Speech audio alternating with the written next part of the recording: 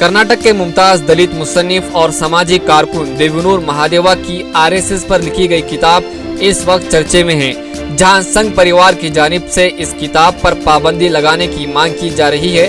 ये किताब का नाम है आरएसएस अगड़ा मत्तू अगला, यानी आरएसएस गहराई और चौड़ाई। इस किताब में वजीर आजम नरेंद्र मोदी पर एक अलग से चैप्टर लिखा गया है और इसमें कहा गया है कि हकीकी कंट्रोल तो नागपुर में आरएसएस के हेडक्वार्टर के पास थे। किताब में राइटर ने आरएसएस के बेशतर अरकान को मनुवादी कहा है और ये भी कहा है कि हिंदुस्तान के आइन को खत्म करना चाहते हैं और हिंदुस्तान को हिंदू राष्ट्र बनाना चाहते हैं।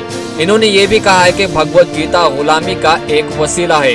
अब इस किताब पर पाबंदी लगाने और मुसन्निफ के खिलाफ मुकदमा दर्ज करने की बात हो रही है। बीजेपी का इल्जाम है कि ये किताब सियासी मफादात के साथ 2023 के असेंबली इंतखाबात को जहन में रखकर लिखी गई है और अपोजिशन लीडर सिद्धरामैया ने देवनूर महादेव की हिमायत करते हुए कहा कि वो आरएसएस के बारे में जो कुछ कह रहे हैं इसमें कुछ भी गलत नहीं है। इन्होंने कहा कि अगर कोई सच बोलने की हिम्मत करता है तो आरएसएस इससे नाराज हो जाता है। आरएसएस के बारे में हर कोई जानता है कि ये कैसी तंजीम और एक खास एजेंडे पर काम कर रही है।